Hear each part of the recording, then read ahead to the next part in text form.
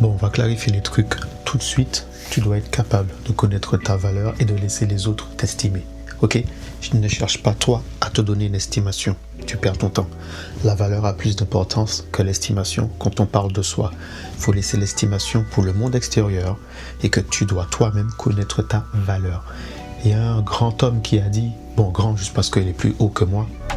Everybody wants something. You know the price of everything, but the value of nothing.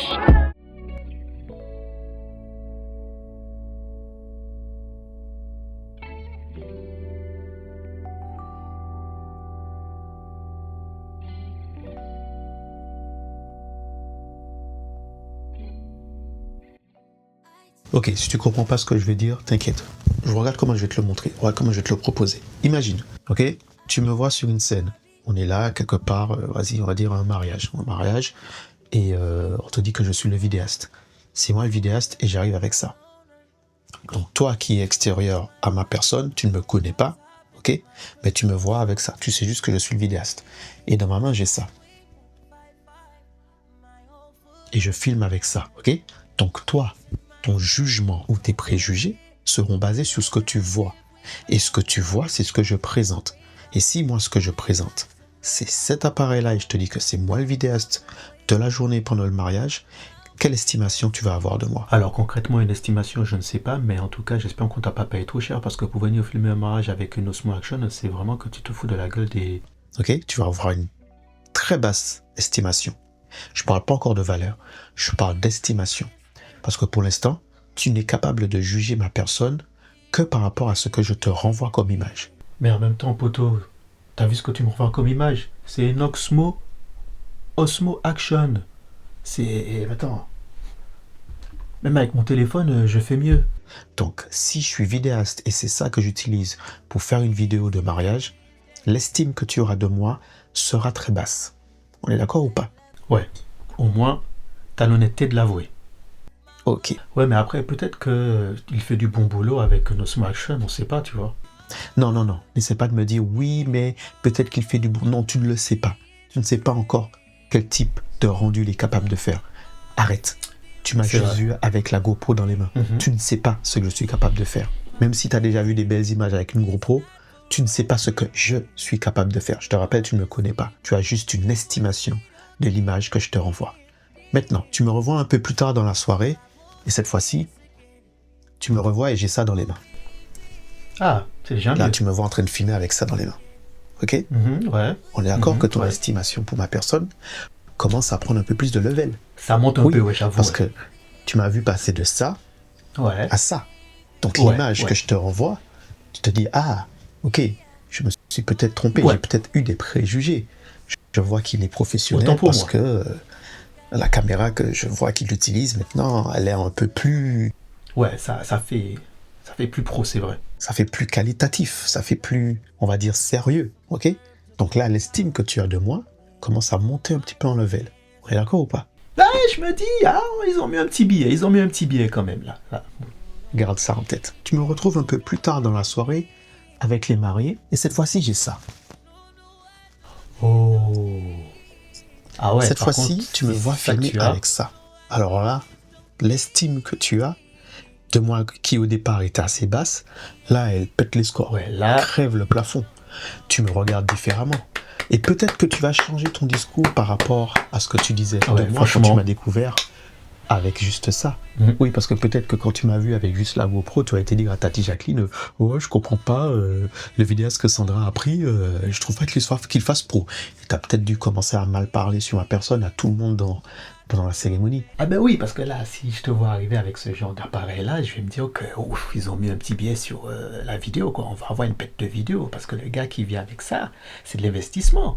Moi, j'y connais rien en caméra, mais quand tu vois le gabarit du truc, la manière que c'est configuré, ben, tu te dis que ouais, l'investissement, là, ça a l'air bon, hein. Donc là, si tu as un petit peu le côté égo qui prend le dessus, tu vas être en mode ouais, mais bon, c'est pas parce qu'il a une grosse caméra que ça veut dire qu'il fait de la qualité. Ben, là, c'est l'ego qui parle. Parce que tu vois quelqu'un arriver comme ça, si j'étais arrivé comme ça dès le départ sur le lieu de la cérémonie, l'estime que tu as de moi, c'est là on aurait vu si tu étais dans la jalousie, les préjugés. Oui, parce que direct, j'envoie j'envoie une grosse image directe, tu vois. Donc l'estime que tu as de moi à ce moment-là, elle est obligée d'être haute. Et si elle ne l'est pas, là tu passes sur la personne. Là tu vas au-delà du matériel et tu vas sur la personne. Ouais, mais bon, j'aime pas comme elle est habillée. Par exemple. Pourquoi je te parle de ça? C'était important pour moi de comprendre et de faire la différence entre ma valeur et comment les gens m'estiment. Pendant longtemps, j'ai négligé cette partie-là de la compréhension de moi-même. C'est que je laissais les autres me donner de la valeur. C'est vrai qu'on a tendance à juger les gens par rapport à leur apparence et on juge beaucoup les vidéastes par rapport à leur matériel. Faut l'avouer, c'est un fait. Ouais, ça, c'est vrai que ça arrive ça. Et je m'estimais, et parfois je m'estimais plus bas que la valeur réelle que j'avais. Je t'ai pris ces 3 différentes caméras pour te montrer une chose. L'estimation, c'est vraiment l'image que tu rejettes et que les autres y reçoivent. Une estimation n'est pas une valeur réelle. Tu estimes cette caméra à combien d'après toi? Bon, je suis pas très doué pour les estimations de matériel, mais je vais dire à peu près une centaine d'euros. Tu estimes que, comme elle est petite, tu te dis, ça doit peut-être coûter 100 €. Bon, en réalité, elle coûte à peu près, maintenant, je pense, dans les peut-être 250 €, 300 €. Combien? Je pense, j'arrondis jusqu'à 300 maximum. Mais avec toute la configuration qu'il y a, on est peut-être à 380. Voilà. Le micro, la cage, la carte SD qui est à l'intérieur, j'ai 2 batteries. Voilà, on est peut-être à 380. Voilà, montant 380. Ça, c'est sa valeur réelle. Donc, l'estimation, c'est ce que tu penses. La valeur réelle, du coup, la valeur réelle, la réalité. La réalité, c'est avec toutes les données et toutes les informations complètes de l'objet, te permet de donner la valeur, qui fait qu'à partir du moment où tu as la valeur, l'estimation, c'est caduque. On ne parle plus d'estimation, on parle de valeur réelle.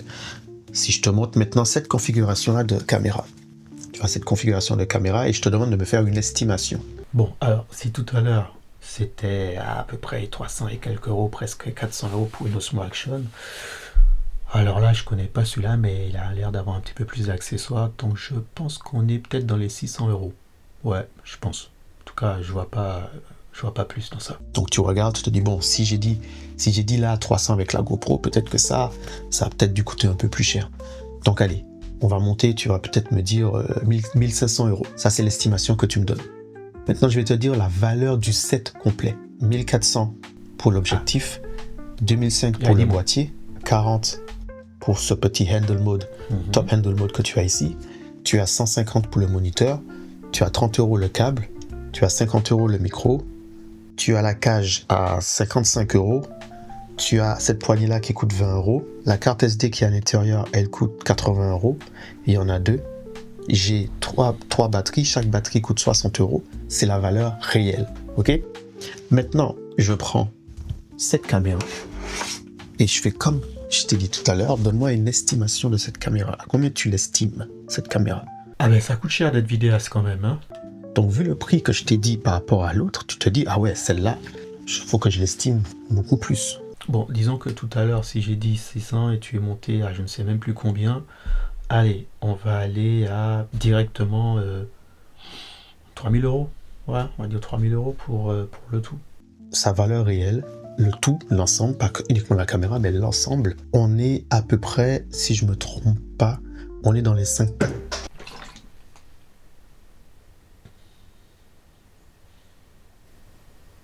L'estimation que tu as de toi, on a souvent tendance à s'estimer et donc du coup à ne pas connaître notre valeur.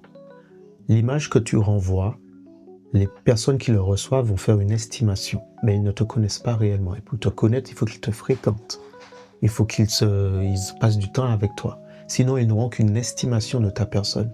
Mais toi, tu dois connaître ta valeur. Tu dois savoir ce que tu vaux. Qui veut dire que même si je filme avec une GoPro, ou même si je filme avec le Sony, ou même si je filme avec la Leica Pro, la valeur de l'image que je vais donner, tu vois, ce que je vais donner sera toujours de qualité. Quelle que soit avec la chose que je vais filmer. Alors, quelle que soit la chose avec laquelle tu penses, ou tu estimes l'estimation que tu as de ma personne, tu ne connaîtras jamais ma valeur que si tu me fréquentes et que tu me connais. Donc, il y a plein de personnes que tu fréquentes sûrement, plein de personnes de ton entourage avec qui tu passes du temps, mais qui ont que de l'estime pour toi. Parfois une très basse ou une assez haute, mais ils ne connaissent pas ta valeur. Ça veut dire qu'ils peuvent estimer que ta présence est nécessaire ou pas, mais ils ne savent pas quelle valeur tu peux apporter dans leur vie. Et pour ça, tu dois d'abord toi-même être capable de savoir quelle est ta valeur, ce que tu vaux. Il y a des gens qui définissent leur valeur selon le plafond de leur compte. Il y a des gens qui définissent leur valeur selon le type de personnes qu'ils connaissent en termes de crédibilité people et sociale. Il y a des gens qui déterminent leur valeur sur ce qu'ils peuvent apporter en tant que bien pécunier ou matériel. Mais il y a aussi un autre type de personnes. Il y a les personnes qui sont de valeur car ce sont des personnes stables, sûres, émotionnellement, intellectuellement parlant, spirituellement parlant, qui, quand tu les as dans leur vie, peuvent t'apporter stabilité et sagesse. Malheureusement, dans le monde où on vit actuellement, la société ne met pas en avant ce type de personnalité. On met beaucoup plus en avant des gens qui sont là pour nous divertir. Parce que le monde est tellement fucked up qu'on a besoin de divertissement. Et que quand une personne se met à parler avec sagesse ou une personne qui peut t'apporter des choses utiles pour ta vie, pour que tu mettes les choses en ordre dans ta vie, ben ces personnes-là ne sont pas écoutées parce qu'elles n'ont pas... Parce que pour qu'elles soient écoutées, il faut qu'elles utilisent la carte du divertissement. Sauf que il y a des choses qui ne vont pas ensemble. Elle est où la différence entre un moment où tu te divertis et un moment où tu apprends? Je suis d'accord, tu peux apprendre en t'en divertissant, mais il ne faut pas tout mélanger non plus. Les paroles de sagesse ne peuvent pas être dites dans des périodes de folie. Il faut dire que ce n'est pas dans un temps de folie que tu as une prise de conscience de sagesse. Le terme même, la fonction même de la sagesse, c'est la capacité à, sur une émotion, sur un ressenti ou sur un sentiment, prendre une bonne décision grâce à son intellect. Donc oui, je sais que beaucoup vont me dire l'intelligence émotionnelle, bref, moi je suis pas trop dans ce genre de truc-là. Pour moi, c'est encore une fois de notre temps présent, ajouter des mots sur des choses qui existent déjà. Ça s'appelle la maturité. C'est quand tu es capable d'aligner tes émotions et ton intellect. Ça s'appelle être mature. C'est que tu prends des décisions réfléchies en te basant sur ce que tu ressens. Ok? Et ces décisions-là deviennent bonnes, elles sont bonnes. Tu prends la bonne décision. C'est ce qui prouve que tu es quelqu'un de sage. C'est que tu es capable, si quelqu'un t'a énervé et que tu es énervé, tu réfléchis à savoir comment agir en prenant en compte le fait que tu sois énervé et tu prends la bonne décision de dire les bons mots et de prendre la bonne action selon la situation qui est utilisée. C'est faire preuve de sagesse. Donc oui, intelligence émotionnelle, bon bref, c'est ajouter un mot, encore une fois, sur des choses qui existent déjà. Ça m'a pris du temps de connaître ma valeur. Franchement, ça m'a pris du temps parce qu'avant, je ne faisais que des estimations. Et le fait que je ne faisais que des estimations, ça me faisait perdre du temps. Parce qu'à chaque fois que je réalisais quelque chose, à chaque fois que je réalisais une vidéo, une photo, un truc, j'estimais que c'était bon. Mais estimer, c'est pas assez. Il faut être sûr de la valeur. Il faut être sûr. Tu rentres dans une boutique et on te dit que ce tableau est estimé à 20 €. En fait, tu te dis, je peux l'avoir pour 15. Parce que toi, tu vas la regarder, tu vas faire ta propre estimation et tu vas juger que sa vraie valeur, c'est 15. Et là, le gars, il te dit, non, c'est estimé à 20, mais la vraie valeur, c'est 250. Et là, en tant que client, tu fais, mais pourquoi tu ne me donnes pas la valeur directe? Vous imaginez si vous rentrez dans une boutique et il n'y a que des estimations? Ça, c'est des problèmes de riches, ça. Non, moi, je rentre dans une boutique, il n'y a que des estimations.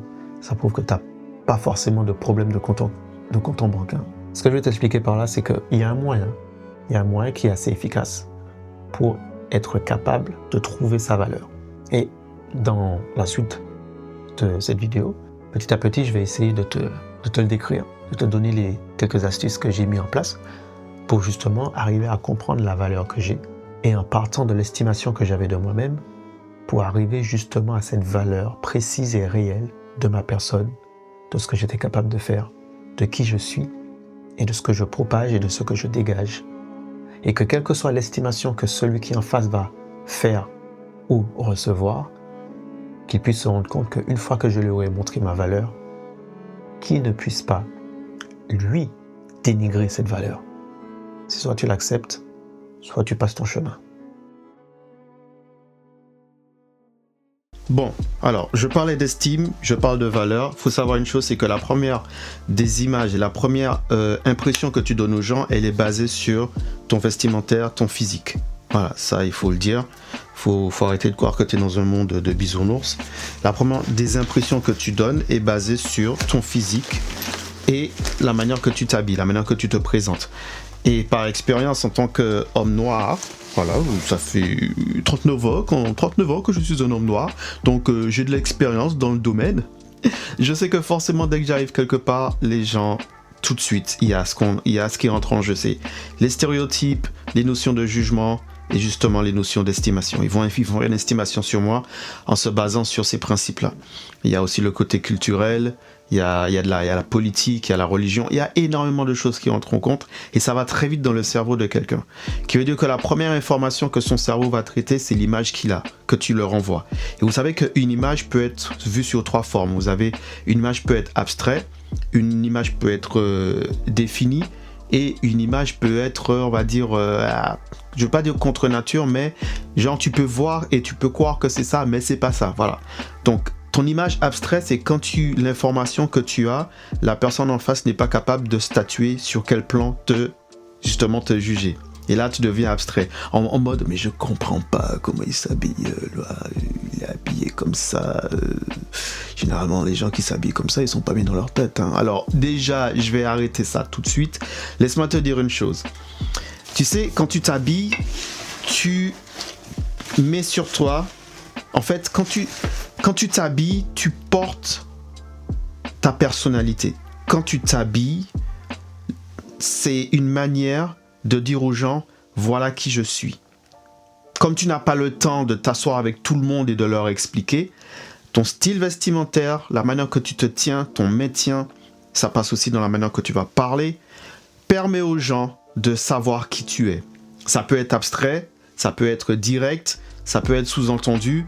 Maintenant, c'est libre à chacun d'interpréter l'information que tu donnes. Mais toi, tu dois être stable, fixe et debout dans ce que tu sais de toi-même. Qui veut dire, c'est la raison pour laquelle c'est important que tu connaisses ta valeur.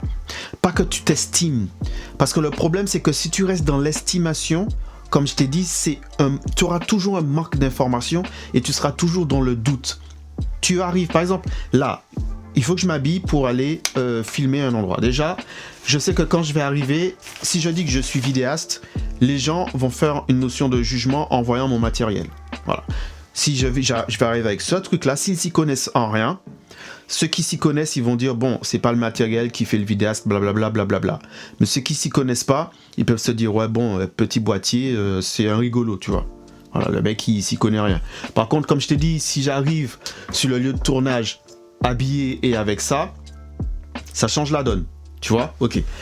Mais moi, je vais habiller tranquille, j'y vais avec ça, parce que je connais ma valeur.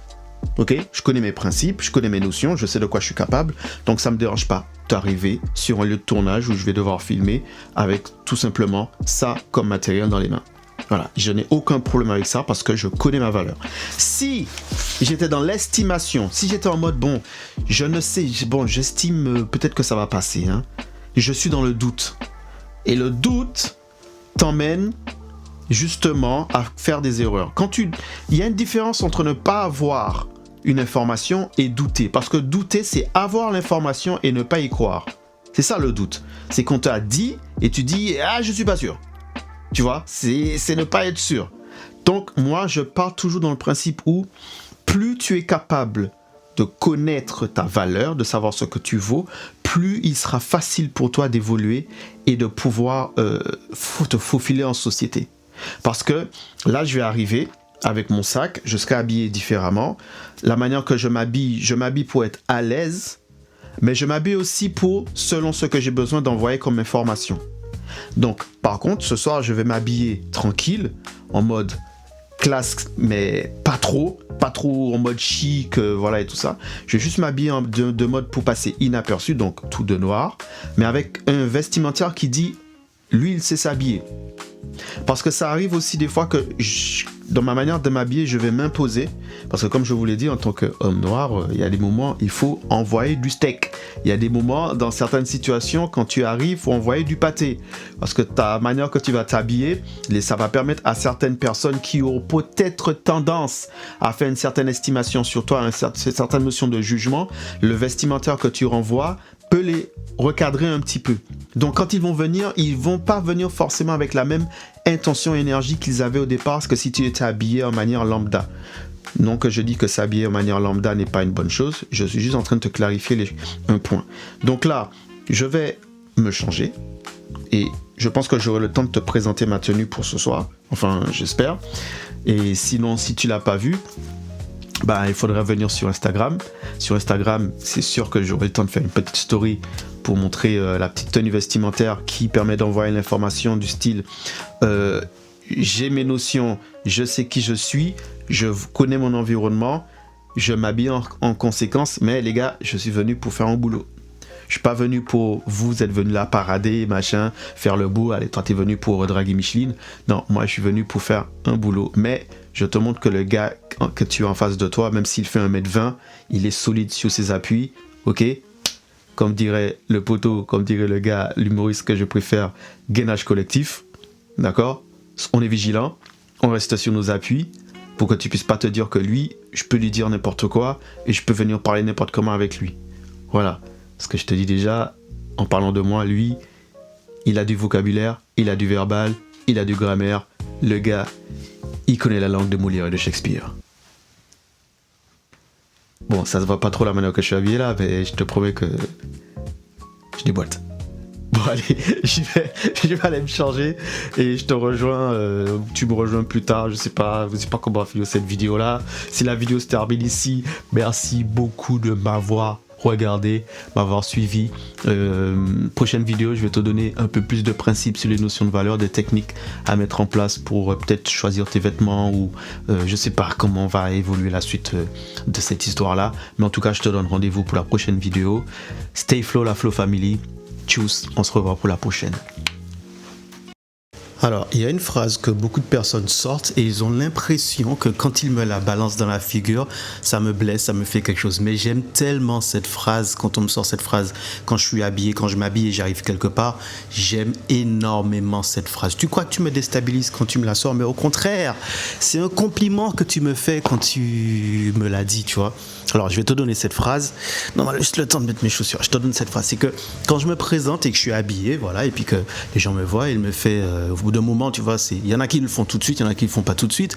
Ils me disent, tu sais, je me serais pas habillé comme ça. Hein. Oh, cette phrase. Oh là là là là, mais c'est un plaisir à mes oreilles. Parce que quand tu me sors, je ne me serais pas habillé comme ça, je marque un temps d'arrêt, je te regarde et je te dis, merci. Ça prouve que j'ai de la personnalité. Puisque je m'habille comme moi en fait. Donc si tu peux pas t'habiller comme moi, c'est cool. C'est-à-dire que je suis pas commun, j'ai ma propre personnalité, j'ai mon style, j'ai mon authenticité, j'ai mon originalité, tu vois ce que je veux dire? Tu peux aussi tout simplement mettre le silence. Ça fonctionne aussi, tu laisses juste le silence planer quand il te sort ça. Mais généralement le silence, je le laisse planer quand on me sort plutôt la phrase est-ce qu'il n'y avait pas pour homme? Oui, parce que je suis pas un très grand gabarit en tant qu'ordre masculine, tu vois. Donc on me sort, est-ce qu'il n'y en avait pas pour homme? Et quand on me dit ça, je regarde la personne dans les yeux et je laisse juste planer le silence, afin que ces mots puissent bien peser. C'est gênant, hein? Part de ce principe. Les gens vont toujours trouver quelque chose à dire sur toi. Ils vont toujours estimer, ils vont toujours avoir un jugement, ils vont toujours avoir un point de vue, ils vont toujours avoir une idée, ils vont toujours avoir une notion. Bref, les gens vont toujours avoir quelque chose à dire de toi. Que ce soit en bon ou négatif, que tu aies fait du bon ou pas bon selon eux, ça sera toujours selon eux. Donc sachant que la plupart du temps, quand tu arrives quelque part, les gens ne savent pas qui tu es, donc autant être toi-même.